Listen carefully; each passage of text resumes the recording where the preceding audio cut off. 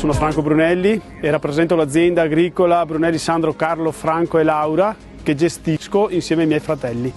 I fondi GAL Baldo Lessinia servono per andare a recuperare la baita storica e a renderla agibile, quella che abbiamo in località Malga Campegno, per andare a fare una parte di agrituristica e una parte di vendita diretta dei prodotti che andremo a vendere proprio in quella malga lì.